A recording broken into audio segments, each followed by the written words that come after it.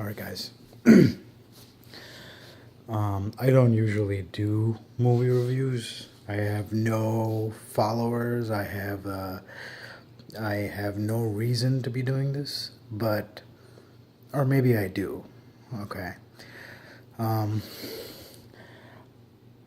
past few days I've been watching Rotten Tomatoes just butcher Suicide Squad, and I have been reading about everything, and I have been following the news articles. I've been hearing about the director David Ayer flip out on in his interviews.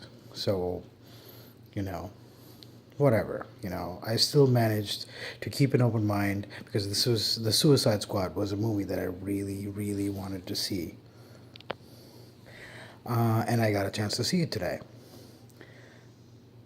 And before I reveal about how I feel about this, I think it's important to tell you that I, if I was to put it simply, I love DC characters. I grew up with Superman, Batman, Wonder Woman, Cyborg, all of them, Aquaman. I love all of them. However, I do love Marvel movies for how they make me feel about their characters. That being said, I did like Batman vs. Superman. Like.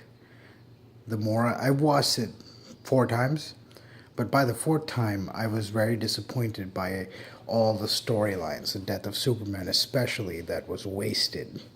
I believe they could have done so much more with what they had and the resources they had, the actors they had. Anyway, different movie. Suicide Squad. I just watched it about 30 minutes ago. It's okay. It's meh. I'm really disappointed in a way, but then again, I'm not. Okay, before everything after this, I'm gonna spoil the shit out of. So I'm trying to keep this as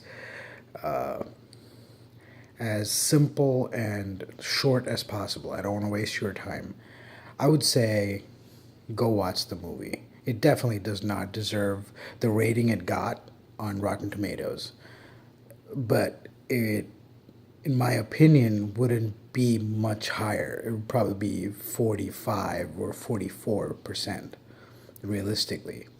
Some of the key points in this movie, like the major spoiler, the Joker, Jared Leto's Joker, underwhelming. And I was really excited. I adore the Heath Ledger Joker, and I think he is probably the greatest antagonist to ever be put to film, if not top 3, let alone comic book characters. He's one of the greatest. So it's a tough act to follow. That being said, I went in excited for Jared Leto because the man is an Oscar winner. Come on. I mean, it was no brainer. If at some point, if someone was to do it, Jared Leto would be the person to do it. But it's not him. It feels like there were other forces at play that never quite gave Jared Leto a moment to shine. And if you please go watch the movie and you'll see what I mean. It's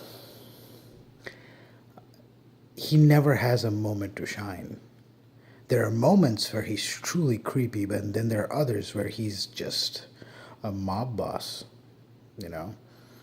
Nothing about him really stands out. Now, on to the positives. Who really stands out? Who really stood out for me in this movie?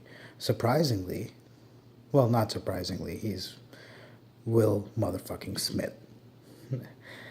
Every time he was on screen, he totally nails it. He was amazing.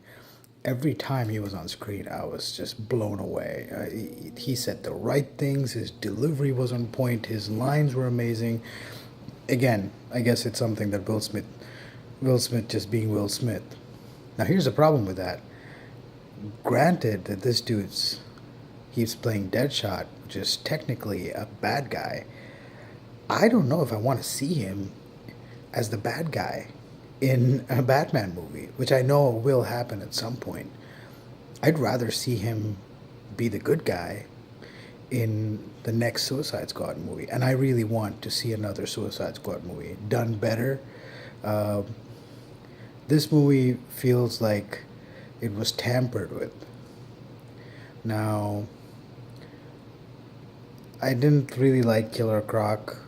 I thought the guy, just the guy who played Killer Croc. I don't know his name, but the makeup was on point. But I just felt he was got carried away with the crocodile movements and the it just surprisingly every review I've heard, everything I've read about said Harley Quinn steals the show, and honestly, I don't think so. I didn't feel that. I just felt she was a cartoonish, over the top character. Now, here's the problem. I understand it's Harley Quinn, and I know the cartoons. I love the cartoons. But when you're translating a cartoon character into a movie, a live action movie, you've got to sketch her out a lot more because almost 90% of everything that she said was just flat. She never, she was given her moment to shine, but those moments almost entirely happen when she's in or around the Joker, if that makes sense. Um, Rick Flag was another character. When he started off, he is one personality, and you kind of like this personality because he's the only meta human in the movie. But by the end of the movie, he's a totally different character, and I don't understand how the transition happened. I was left confused as to how this guy just changed in the span of 2 hours. The same thing goes for all the other characters because these are bad guys. And by the end of the movie, they're talking about brotherhood and all that. Again, minor, I can overlook it. El Diablo was okay. The end scene was pretty cool, where he steps up. Um, Jack Courtney, Captain Boomerang, not bad. He actually, you can tell that, uh, they didn't really write him much, but with what he had, because he's Jack Courtney, he doesn't have the best track record, so, you know, um, but with what he had, I think he turned it into gold. I mean, honestly. Now there's a cameo by Flash, which is not a spoiler at this point. Uh, there's a mid-credit sequence with Bruce Wayne and Amanda Waller, uh, which uh, honestly didn't have to be there. I'd much rather they built or set up Suicide Squad 2 with newer characters because surprise surprise people die in this movie, you know. So what else? People complained about how many songs they put in the movie. Like it took me a second or two to get used to that. Like it was just song after song after song after song, and I honestly, it's not that bad. That's just nitpicking. So I think it's fine. You know, I I wish they had worked more on the bad guys and who they were facing. The Enchantress was okay. I mean, not bad. Overall, a not bad movie. Definitely does not deserve a step up from Batman versus Superman, even though it's a really small step.